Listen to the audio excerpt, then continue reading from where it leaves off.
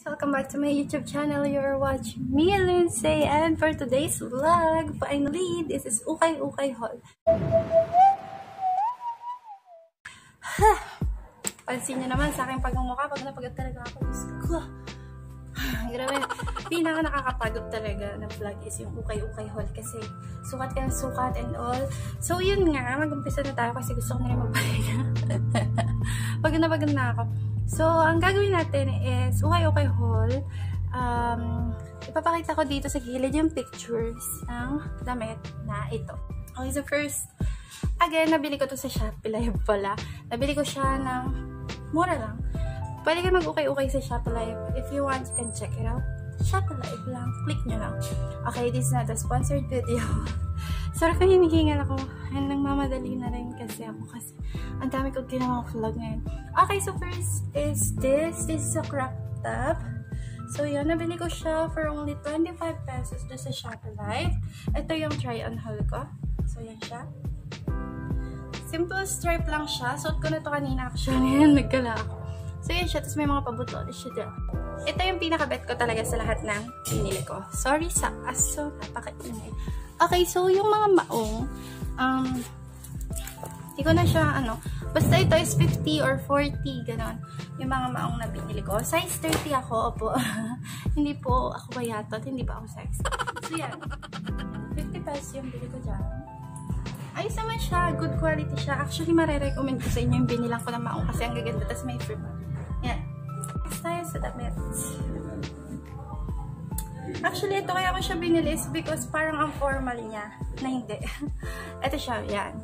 Formal siya kasi ganyan lang yung ano niya, diba? Yung sleeve niya. Or sleeve, yung sa neck niya.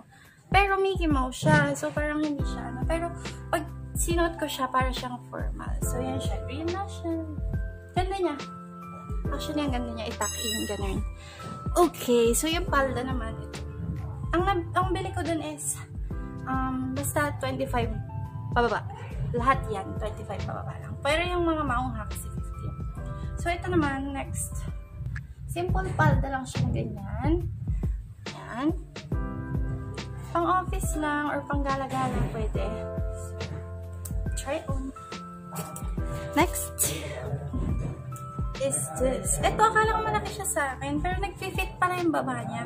So, yan. Ganyan siya. Actually, akala ko mahaba siya sa akin, pero hindi pala. So, sleeveless siya. Madalang yung nabili ko sleeveless. Actually, meron akong mga nabili, pero pinambahay ko na. So, hindi ko na siya sinama sa try-on. Yan siya. Yan. Ang ganda niya, actually. Panggala pwede siya. May mga beads pa siya dyan. Next.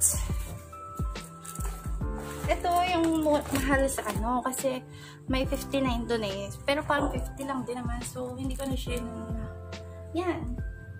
Ang tawag nila dito is high cut.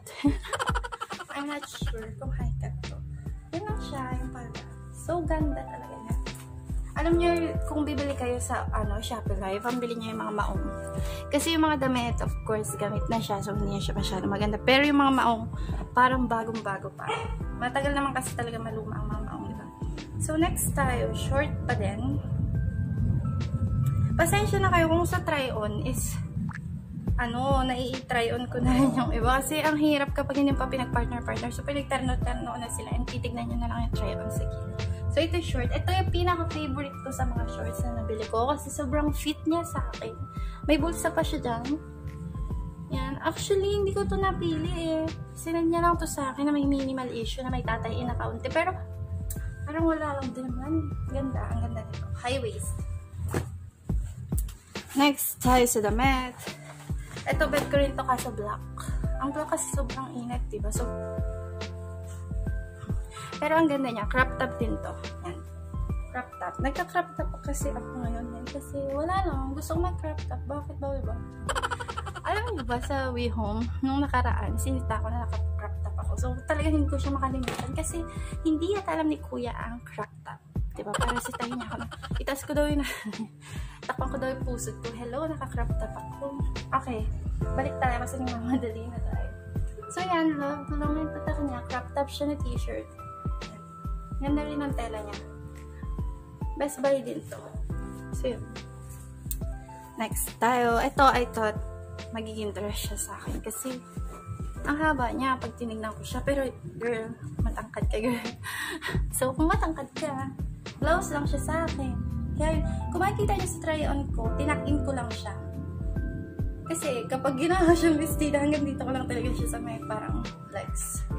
Yan. So, hindi siya pwede. Pwede siguro siya lagyan ng leggings, pero mas maganda siyang blouse na lang. Next, may simple lang akong binili. Meron din ako simpleng binili. Ito, gusto ko lang yung color niya. Yan. Alam niyo, akala niyo malaki ito sa akin, pero fit siya sa akin. Tingnan niyo sa picture.